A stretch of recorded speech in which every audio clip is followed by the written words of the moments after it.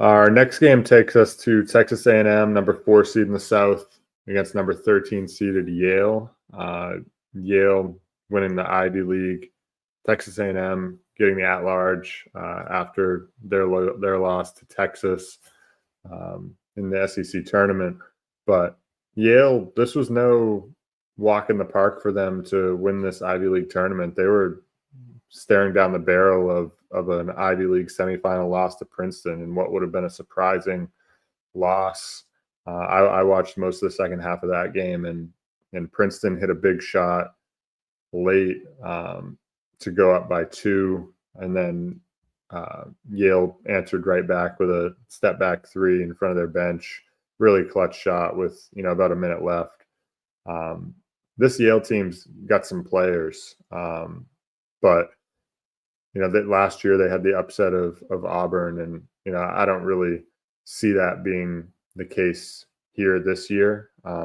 Despite the talent that they do have, I just think that it's going to be the Texas A&M offensive glass that wins out in this game. I don't really see A&M as being a team that can lose one of these games to an inferior opponent because of their advantage on the glass. I'm gonna have to disagree. I like Yale here. I think they can keep up on the glass. I think their style of play or their style of defense is going to be able to, keep A&M off the glass enough. I mean, if they can keep them under 10 offensive rebounds, I think they're going to have a real chance to win this game.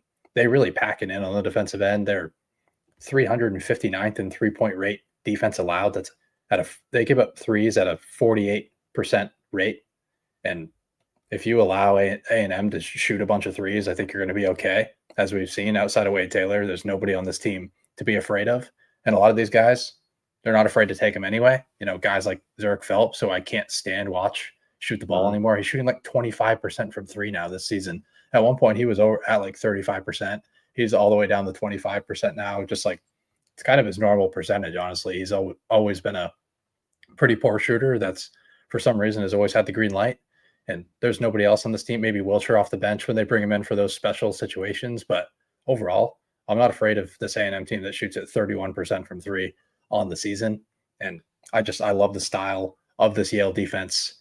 And they're going to be well positioned to, box out this front court of A&M. Obviously, A&M's going to have their chances. They're going to have their second chances. But overall, I do like how the Bulldogs match up on that end.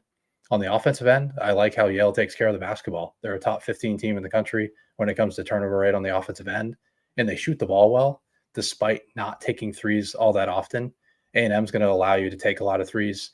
They're one of the, they're 352nd in 3-point rate defense allowed. So Yale's probably going to be forced into taking some shots, and that's fine because Yale is 9th in the country in 3-point percentage at 38.5%.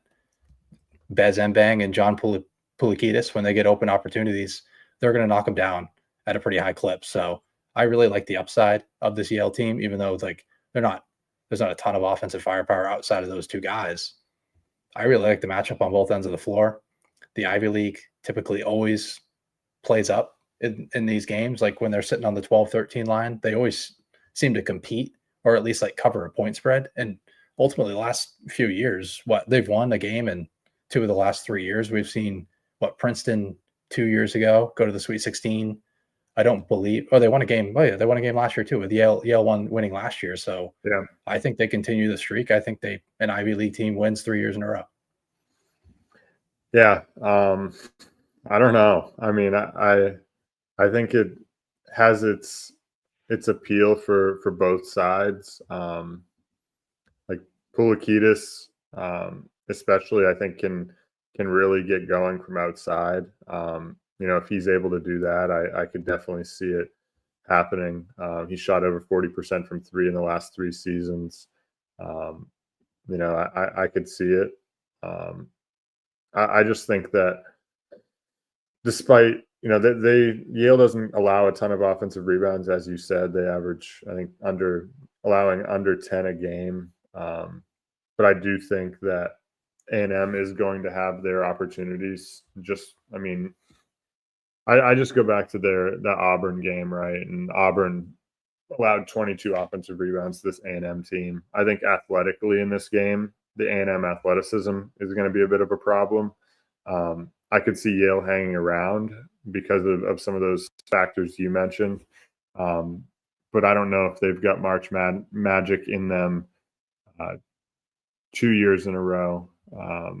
I wasn't super encouraged by what I saw from them on the offensive end in that game against Princeton on Saturday, especially late. Like, they made the key plays that they needed to make, but I wasn't overly impressed. Like, they were trying to play through Nick Townsend a bunch, which, you know, he's a good player, but they're trying to get it to him in like the short corner and then just like let him like back down and then make a play. And I don't really see that as being like a viable option for them against this A&M team. You know, I don't know if Nick Townsend, like, athletically is going to be able to like create a bunch of plays that way in this game.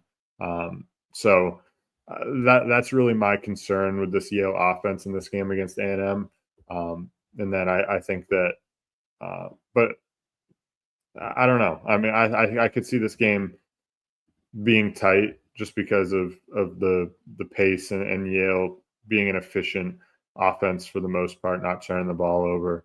But I think athleticism ultimately is going to win out. You know, I could see Yale covering this spread, though. Yeah, it's definitely fair. And Yale, obviously, they prefer to score at the rim. They just, when they're forced to shoot from outside, I think they're going to be able to knock down enough shots. And there's enough balance on this offense, I think. And fair point. Like Nick Townsend, you're not going to be able to play through him. A&M's going to double the post, and they're going to completely take away the rim. So, and Townsend doesn't really have an outside game. I trust Mbang and Pulikitis, who have been here before. They're veterans, and they have a ton of poise. So I trust the Bulldogs here in this spot, just because I also just like how much success the Ivies had in the past, and these coaches are just so experienced in this league. So yeah, I'll take a shot on the Bulldogs. So I don't really think A&M is going to go super deep anyway. So I think it's fair to take a shot on a 13 seed here in the first round. Yeah, for sure. So should be a fun game. Maybe Yale has a little March magic again, second year in a row. Maybe A&M gets going and gets on a bit of a run. But looking forward to this 4-13 matchup.